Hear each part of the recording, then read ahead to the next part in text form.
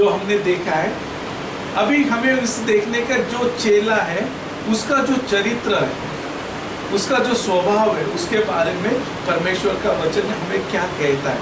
क्योंकि चरित्र के बिना सब कुछ व्यर्थ है। हम देखते कि फिलिप्पी 2:5 में प्रभु की आज्ञा की जो स्वभाव मसीह यीशु में है वो तुम में बनता जाए। मतलब हर एक चेला जो मसीह के पीछे चल रहा है उसमें मसीह का चरित्र या मसीह का स्वरूप होना बहुत जरूरी है ना। फिलिप्पी 2:5, रोमी 8:29, ये दोनों वचन जो है हमें कुछ समय के लिए हम देखेंगे। पहला जो है तो फिलिप्पी 2:5 जो है हमने पिछली बार उसे थोड़ा देखा था, लेकिन आज हम कुछ समय के लिए रोमी 8:29 की ओर ध्यान देंगे, क्योंकि एक चेले का चरित्र जो है वो गुरु से मेल खाता होना बहुत जरूरी है और यही पिता की इच्छा है। रोमी 8:29 हम पढ़ेंगे। क्योंकि जिन्हें उसने पहले से जान लिया, क्योंकि जिन्हें उसने पहले से जान लिया है, उन्हें पहले से ठहराया भी है, पहले से ठहराया भी है कि उसके पुत्र के स्वरूप कि उसके पुत्र के स्वरूप में हो, ताकि वो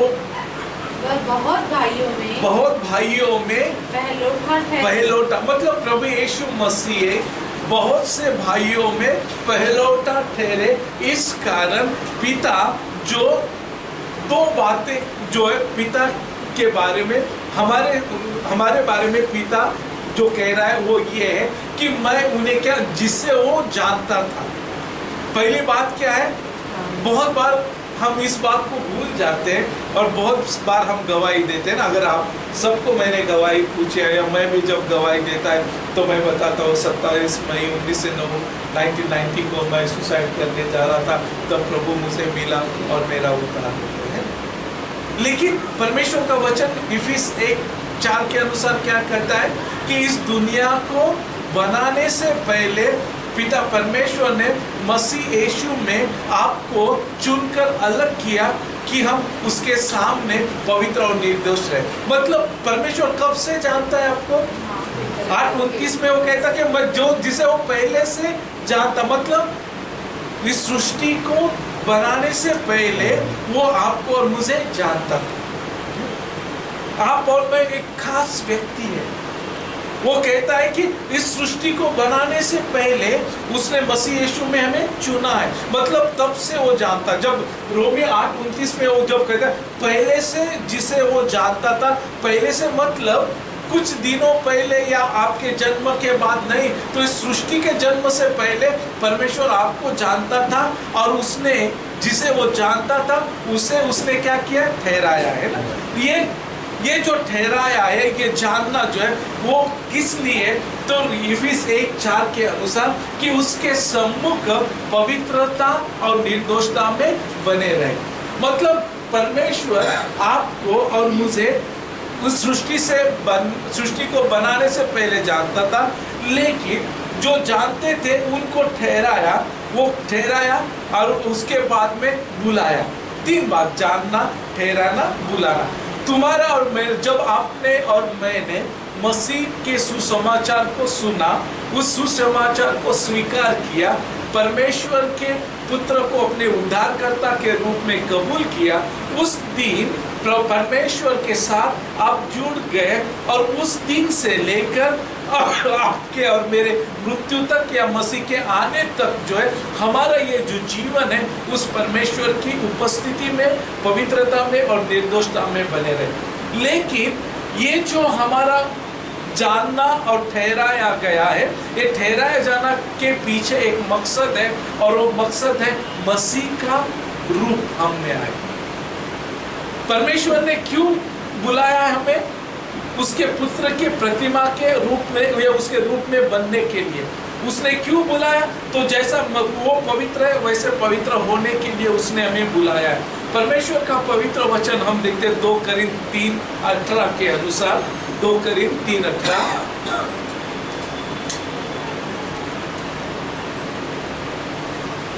परंतु जब हम सबके उभारे चेहरे से प्रभु का प्रताप इस प्रकार प्रकट होता है, जिस प्रकार दर्पण में, तो प्रभु के द्वारा जो आत्मा है, हम उस तेजस्वी रूप में अंश अंश करके बदलते जाते हैं। वो क्या कहता, प्रभु जो आत्मा है उसके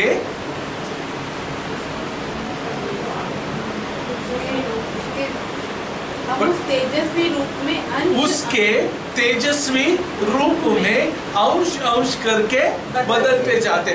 परमेश्वर का वचन हमें क्या कहता है कि हम उगाड़े चेहरे से हम क्या करें, उसके रूप को दिखा रहे हैं। लेकिन वो रूप जो है वो जो परमेश्वर जो आत्मा है, उस आत्मा के द्वारा वो हम में मसीह के रूप को अंश अंश करके हमें तैयार कर रहा है या हमें मसीह के रूप में बनाता है। तो हमने जो वचन रोमी 8:29 के अनुसार जो मसीह का रूप हम में आए, ये पिता की इच्छा है और इसीलिए उसने हमें ठहराया है। ये इच्छा जो है वो किस रीति से पूरी होगी, तो पवित्र आत्मा अपनी तेजस्विता के नियम के अनुसार आपको और मुझे अंश अंश करके उसके रूप में बदलते जाएगा। तो एक चेले के अंदर जो पिता की इच्छा है कि उसके पुत्र का स्वभाव हो, उसके पुत्र की प्रतिमा हो, ये प्रतिमा हमने उत्पन्न करने के लिए परमेश्वर ने अपनी आत्मा को या पवित्र आत्मा को हम में रखा है कि जिसके द्वारा हम उस रूप को या स्वरूप को या स्वभाव को पाए। तो आज हमें इस बात को समझना बहुत जरूरी है कि हमें जिस परमेश्वर ने बुलाकर अलग किया है, उस परमेश्वर की इच्छा है कि हम उसके पुत्र के रूप में बदलते जाएं। तो जब हम चेले के चरित्र के बारे में स्टडी करेंगे, वो स्टडी करने से पहले हमें इस सच्चाई को समझना है कि ये चरित्र का अंतिम स्वरूप जो है वो गुरु के समान होना है। परमेश्वर का वचन हमें कहता है कि चेले का श्रेष्ठ जो स्थान है मतलब गुरु के समान होना, और पिता की इच्छा है कि हम मसीह के स्वरूप में बदलते जाएं, और उस रूप से आज हमें अपने आप को देखना है, समझना है। जब हम चरित्र के बारे में स्टडी करेंगे तो मसीह के चरित्र को अपने मन में रखना है।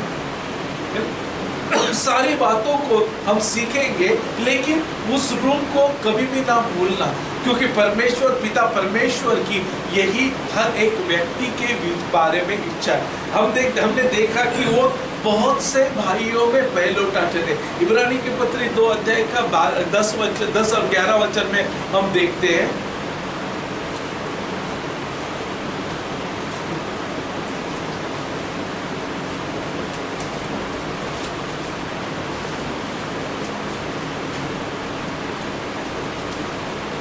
तो अपनी अपनी समझ के अनुसार थोड़े नहीं 2 का 10 और 11, क्योंकि इब्रानी की पत्री 2:10। हाँ, क्या? क्योंकि जिसके लिए सब कुछ है और जिसके द्वारा सब कुछ है उसे यही अच्छा लगा कि जब वह बहुत से पुत्रों को महिमा में पहुंचाए तो उनके उद्धार के कर्ता को दुख उठाने के द्वारा सिद्ध करे, क्योंकि पवित्र करने वाला और जो पवित्र किए जाते हैं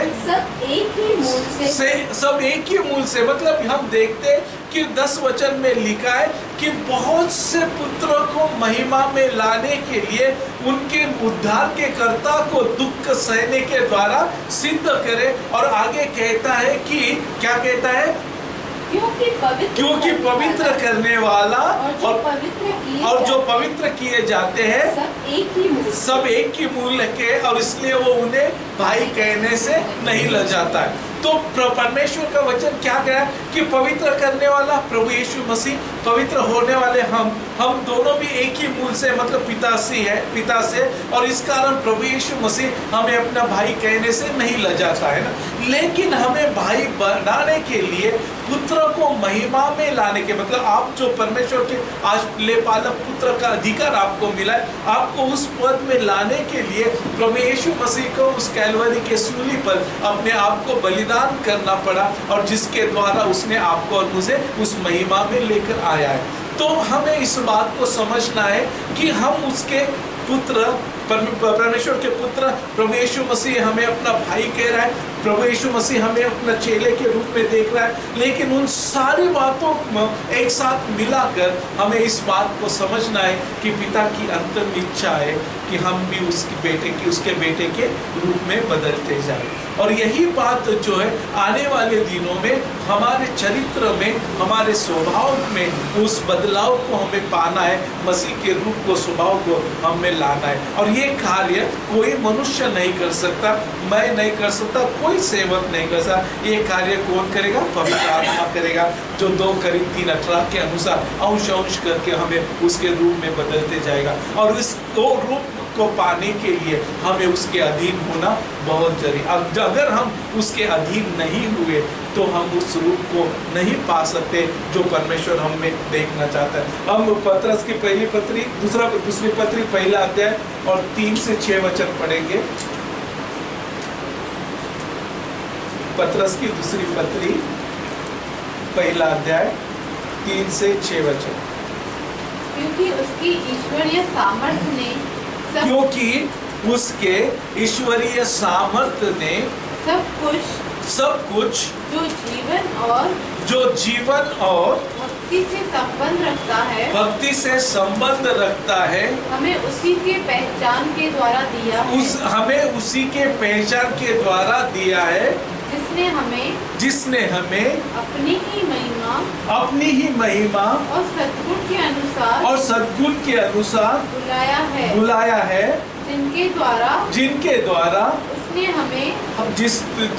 जिनके द्वारा उसने हमें बहुमूल्य और बहुत ही बड़ी प्रतिज्ञा दी है ताकि क्योंकि इनके द्वारा तुम उस सड़ाहट से छूटकर जो संसार में बुरी अभिलाषाओं से होती है ईश्वरीय स्वभाव के सहभागी हो जाए। इसी कारण तुम सब प्रकार का यत्न करके अपने विश्वास पर सद्गुण और सद्गुण पर समझ और समझ पर संयम और संयम पर धीरज और धीरज से भक्ति और धीरज पर भक्ति और भक्ति पर भाईचारे की प्रीति और भक्ति पर भाईचारे की प्रीति और भाईचारे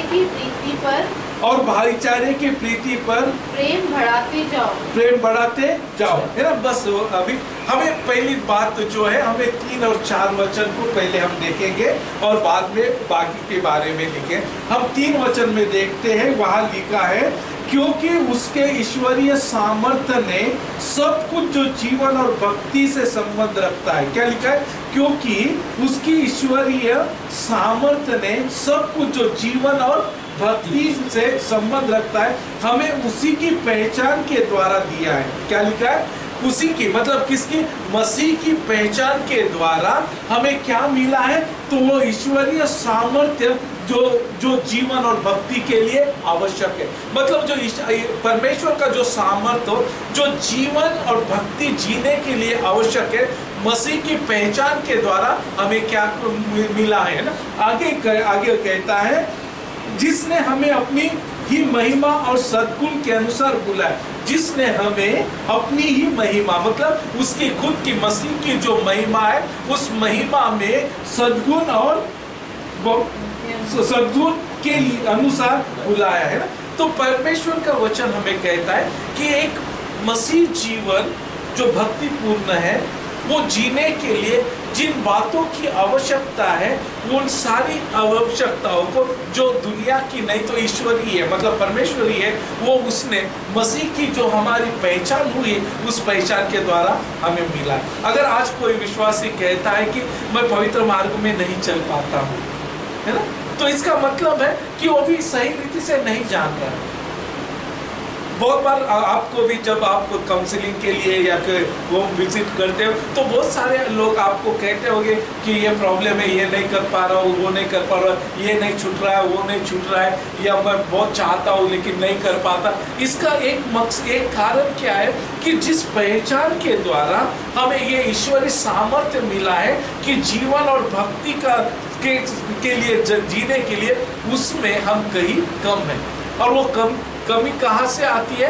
तो मसीह की पहचान में कमी होती है, क्योंकि परमेश्वर चाहता है उसके सद्गुण के, क्या लिखा है, सद्गुण के अनुसार बुलाया है, महिमा और सद्गुण के अनुसार उसने हमें बुलाया। उसके बाद 4 वचन में हम आते हैं, वहां हमें देखने को मिलता है जिनके द्वारा उसने हमें हाँ बहुमूल्य और बहुत ही बड़ी प्रतिज्ञाएं दी है, बहुमूल्य और बहुत ही बड़ी प्रतिज्ञा दी है, ताकि इनके द्वारा हाँ तुम उस सड़ाहट से छूटकर, वो क्या लिखा है, ताकि उनके द्वारा तुम उस सड़ाहट से छूटकर जो संसार में बुरी अभिलाषाओं से होती है ईश्वरीय स्वभाव के सहभागी हो जाओ। क्या लिखा है? ईश्वरीय स्वभाव के सहभागी हो। अभी हमें यहाँ 2 बातों को और थोड़ा ध्यान देना है। हम महिमा और सद्गुण के सद्गुण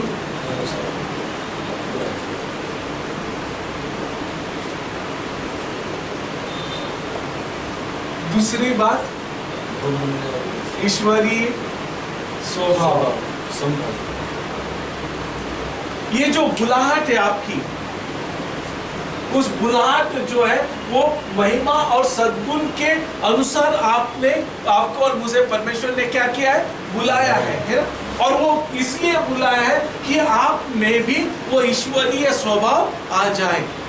जो बातें हमने पहले देखा, फिलिपी 2:5, रोमी 8:29, यही बात जो है यहाँ जो है पतरस के द्वारा पवित्र आत्मा हमें कहता है कि परमेश्वर ने आपको बुलाया है। परमेश्वर ने उसके लिए आवश्यक जो बातें मसीह की पहचान के द्वारा एक भक्तिपूर्ण जीवन जीने के लिए जो ईश्वरीय सामर्थ्य, वो भी आपको और मुझे उसने दे दिया है।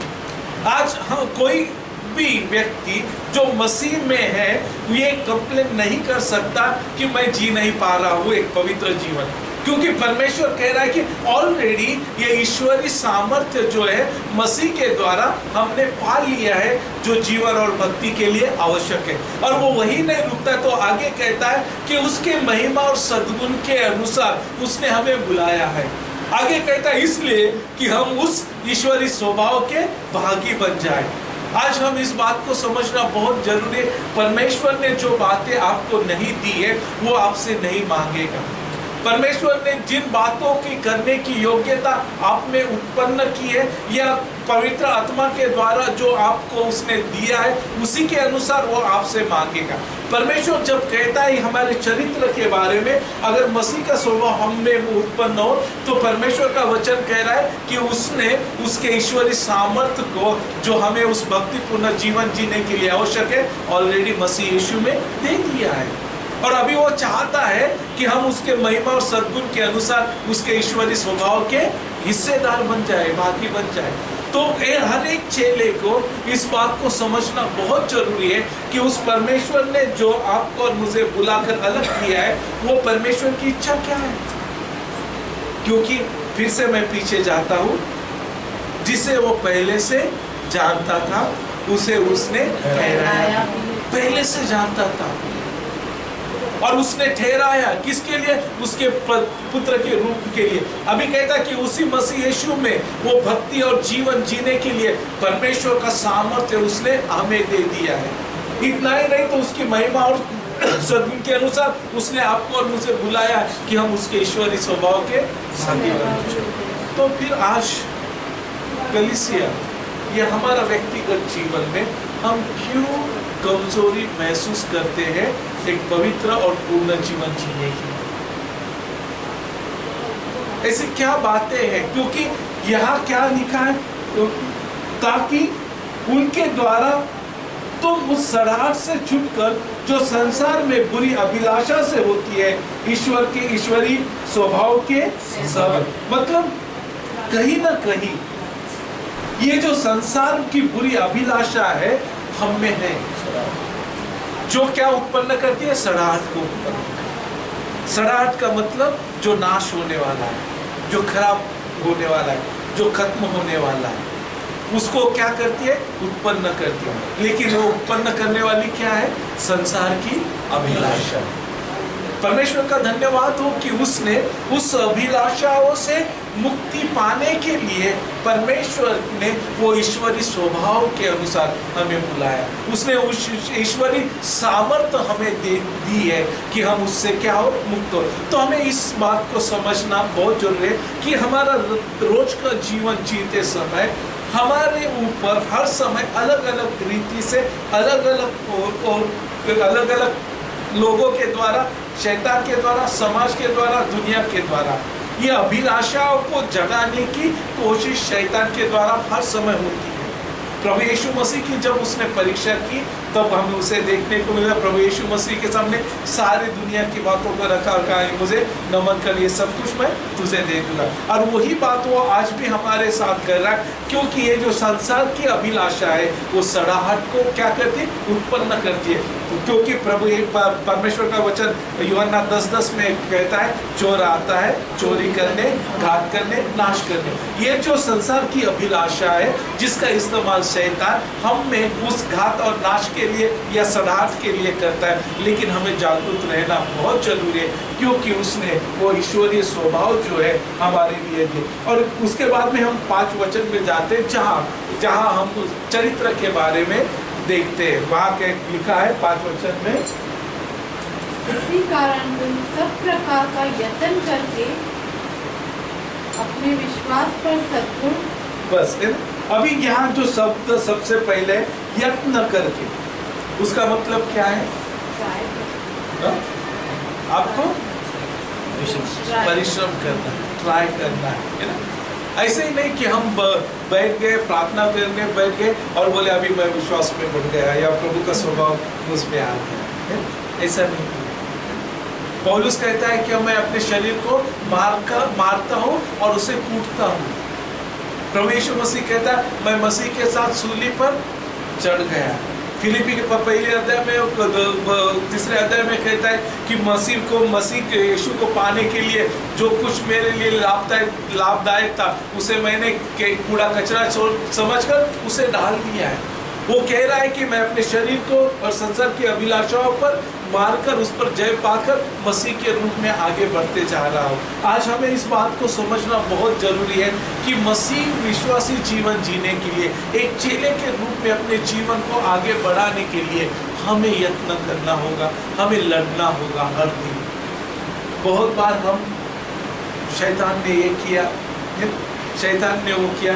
मैं हर बार कहते रहता हूँ कि शैतान का नाम विश्वासी लोग जितना लेते उतना कोई नहीं लेता। पापी लोग कभी शैतान का नाम लेते, मसीह लोग लेते, विश्वासी लोग लेते। क्यों? क्योंकि वो अपनी कमजोरियों को नहीं देखते, क्योंकि आपकी कमजोरी का फायदा उठाएगा। आपका जो अगर वो शत्रु है तो शत्रु क्या करेगा? आपकी कमजोरी को ढूंढेगा और उस कमजोरी का इस्तेमाल करेगा आपको हराने के लिए। हमें इस बात को समझना है कि हमें अपनी उन कमजोरियों को यत्न के साथ हमें दृढ़ता में और उससे बलवत्ता में उसको बदलना है। और ऐसी जो भी बातें हैं जो हमें संसार की अभिलाषा, शरीर की अभिलाषा की ओर खींचती है, उस पर हमें जयवंत होना और उसके लिए हमें यत्न करना बहुत जरूरी पड़ेगा। क्योंकि आगे यह करके फिर अपने विश्वास पर सद्गुण और सद्गुण पर समझ पर है। यहाँ हम अलग अलग कैरेक्टर के बारे में देखते हैं। पहला है विश्वास, दूसरा है सद्गुण, तीसरा है समझ, चौथा है संयम, पांचवा है धीरज, और छठा है भक्ति, और उसके बाद में प्रीति, भाईचारे की प्रीति और प्रेम, है ना। 7 बातों का हमें स्टडी करना है। अभी ये जो हमें देखते चरित्र में, जो यहाँ इस वचन में हमें पहला देखने को मिलता है विश्वास, दूसरा क्या है? हाँ? क्या है? तीसरा समझ, चौथा संयम, पांचवा बाद में भाईचारे का प्रेम, भक्ति, भाईचारे का,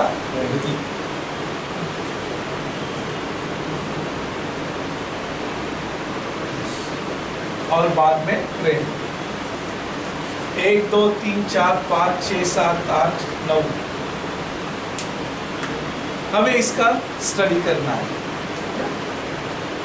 ये कैरेक्टर में हम देखते हैं कि पहला, फिर से मैं बार बार रिपीट कर रहा हूं क्योंकि 3 और 4 वचन आपको समझना ही है। ये सारी बातें जो है आप अपनी शक्ति से नहीं कर पाओगे। हमने कितनी भी कोशिश की, ये जो कैरेक्टर यहाँ हमें देखने को मिल रहा है वो मुझ में मैं यत्न करके ही पूरा करेगा तो ऐसा नहीं होगा। आपको यत्न करना है, लेकिन उस यत्न में परमेश्वर का वो ईश्वरीय सामर्थ्य की आपको क्या है, जरूरत है। ये ईश्वरीय सामर्थ्य कहाँ से आपको प्राप्त होगा? मसीह यीशु की पहचान, मतलब मसीह यीशु में, मतलब आप मसीह यीशु में रहकर उस ईश्वरीय सामर्थ्य को पाकर अपने यत्न से आप इसे क्या करोगे, आपके अंदर उसे पा सकते हो। आपको अगर विश्वास पाना है तो आपको अविश्वास से लड़ना होगा। अगर आपको विश्वास पाना है तो आपको अल्पविश्वास के साथ लड़ना होगा। आपको विश्वास पाना है, आपको शक से, डर से आपको विजय पाना पड़ेगा। ये जो शक है, ये जो डर है, ये जो कम विश्वास है, इन सारों बातों पर जय पाने के लिए आपको यत्न करना होगा। लेकिन ये यत्न परमेश्वर या परमेश्वर के सामर्थ्य के द्वारा पूरा होगा, आपके शारीरिक या मानसिक बल से नहीं, तो परमेश्वर के सामर्थ्य जो मसीह यीशु में है, आप वो पाकर आप उस पर क्या कर सकते हैं, उन सारी कमियों पर जय पाकर ये आपके अंदर विश्वास आ सकता है। और इस कारण हमें इस बात को समझना बहुत जरूरी है कि जो हम बुलाए गए हैं, परमेश्वर की इच्छा है कि हम उसके पुत्र की प्रतिमा के उसके रूप में रहे। उसकी इच्छा है कि मसीह का स्वभाव हम में हो। हम चेले हैं तो परमेश्वर ने जिसे पहले से जानता उसे ठहराया भी है, जिसने इस पृथ्वी को बनाने से पहले उन्हें बुलाकर अलग भी किया है। इन सारी अभिवचनों को लेकर हम परमेश्वर की उपस्थिति में आते हैं, क्योंकि उसका ही मतलब 2 पत्रस 1:2 वचन परमेश्वर की और हमारे प्रभु यीशु की पहचान के द्वारा अनुग्रह और शांति तुम में बहुतायत से बढ़ती जाए। और फिर लिखा है 3 वचन, क्योंकि का मतलब पहले कुछ तभी कहा है ना। वो क्या कहा है कि मसीह के पहचान के द्वारा अनुग्रह और शांति तुम में बहुतायत से बढ़ती जाए। ये सारी बातें जो आपने कही है, पाई है 3 और 4 वचन में, उससे पहले परमेश्वर ने क्या किया है, उसके अनुग्रह और शांति मसीह के द्वारा आपको दी है। और उसके द्वारा फिर हम उसके ईश्वरीय सामर्थ्य के द्वारा ये सारे गुणों को हमें प्राप्त करना है। हम देखते हैं कि पहला जो गुण यहाँ लिखा गया है वो है क्या, विश्वास, है ना। अभी ये विश्वास क्या है, तो आप कह देंगे न देखी हुई बातों पर हम उसकी ओर हम नहीं जाते हैं ना, वो विश्वास की व्याख्या। लेकिन विश्वास ऑलरेडी उद्धार पाए हुए व्यक्ति के बीच में या परमेश्वर के लोगों के बीच में कैसा कार्य करता है। उत्पत्ति का 15 अध्याय और 6 वचन।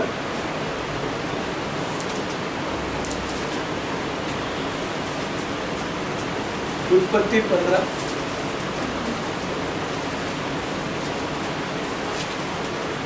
उत्पत्ति 15:9 सॉरी 6। उसने यहोवा पर विश्वास किया। उसने यहोवा पर विश्वास किया और यहोवा ने इस बात को उसके लेखे में धर्म गिना। उसके लेखे में क्या लिखा? धर्म, मतलब धर्मी होना। मतलब अब्राहम जो है विश्वास के द्वारा क्या हुआ? धर्मी हुआ, है ना। विश्वास सिर्फ आपको पाने के लिए जरूरी नहीं है ना। आज के समय में कलीसिया में हम ये बातों को रखते हैं और सुनते हैं कि विश्वास के द्वारा आप पाओगे, बराबर है। लेकिन वास्तविकता में परमेश्वर ने उसके विश्वास को एक धर्मी के रूप में देखा। किसके रूप में देखा? मतलब अब्राहम का जो विश्वास था, वो विश्वास को परमेश्वर ने एक धर्मी होने के रूप में देखा। मतलब जब आप एक सही विश्वास होती है तो विश्वास के द्वारा परमेश्वर आपको एक धर्मी पवित्र जन के द्वारा रूप में देखता है। वही वचन रिपीट हम देखते कि नए नियम में पौलुस ने उसे किया है। रोमी 4:3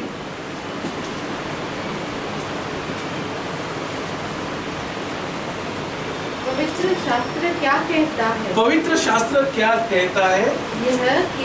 यह कि अब्राहम ने परमेश्वर पर विश्वास किया। अब्राहम ने परमेश्वर पर विश्वास किया और यह उसके लिए धार्मिकता गिना गया। उसके बाद ये याकूब 2:23 और 24। याकूब 2:23 और 24।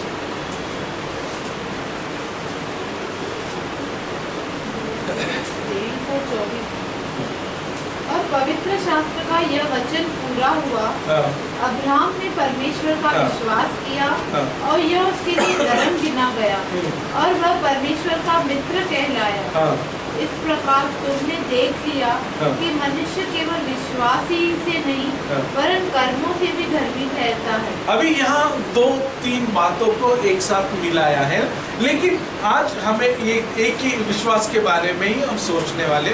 अभी हमने देखा कि पुरानी नियम की बात है ना।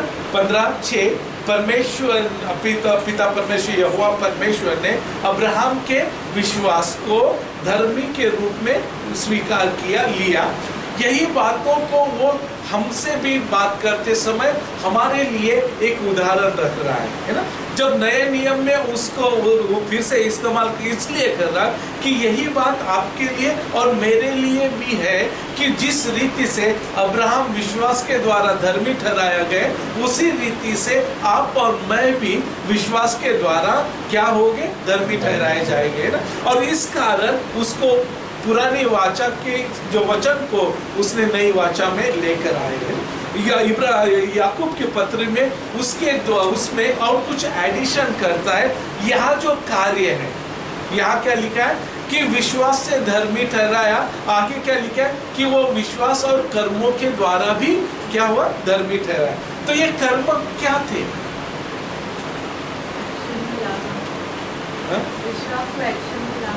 हाँ, अब्राहम ने क्या किया?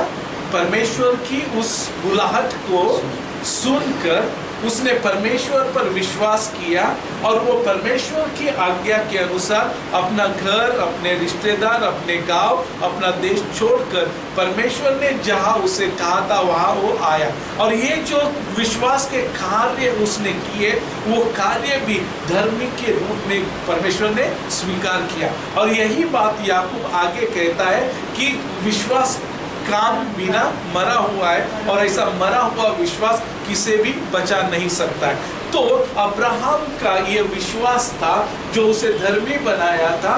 परमेश्वर चाहता है हर एक चेले के चरित्र में ये विश्वास होना चाहिए, क्योंकि हमने पहले देखा पीछे हो लेने के बारे में, जब पतरस ने अपने उस जाली को छोड़ दिया, जब यूहन्ना और याकूब ने अपने पिता को छोड़ दिया, उस नाव को छोड़ दिया, या मत्ती ने उस चुंगी को छोड़ दिया, तब उन्होंने उस विश्वास को अपने कामों के द्वारा व्यक्त किया।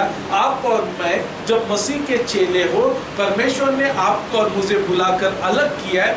आपके और मुझसे भी वो यही चाहता कि जिस रीति से अब्राहम ने किया, जिस रीति से पतरस ने किया, जिस रीति से याकूब ने की उसी रीति से हम भी जो एक विश्वास रखने वाले, विश्वास अपने कामों के द्वारा दृढ़ और मजबूत करें। अगर हमारे कामों में हमारा विश्वास झलकना चाहिए, है ना?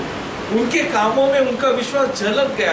उन्होंने क्या होगा इसके बारे में नहीं सोचा, बस उन्होंने इतना ही सोचा, उसने मुझे बुलाया, मुझे जाना, बस इतना ही सोचा, उसने मुझे बुलाया, मुझे जाना। और आज हम भी अगर उस रीति से अगर रहेंगे तो ये विश्वास जो है, विश्वास के कामों के द्वारा हमसे क्या होगा, प्रकट होगा।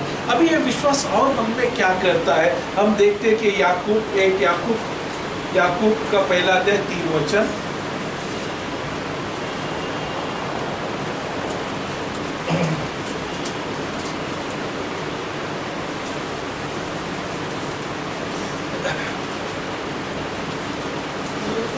एक अध्याय 3 वचन, यह जानकर कि तुम्हारे विश्वास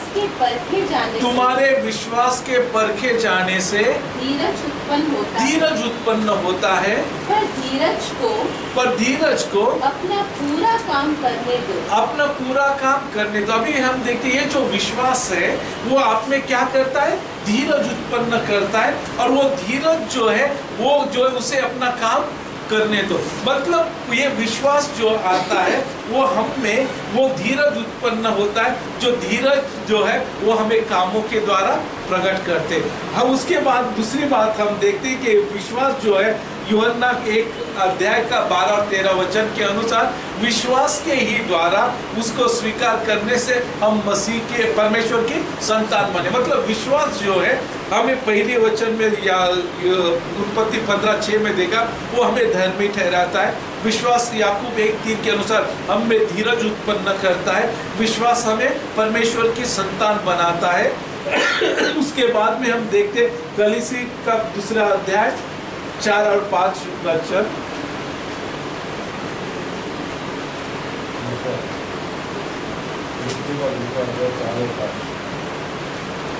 कलीसिया 2 अध्याय 4 और 5 वचन।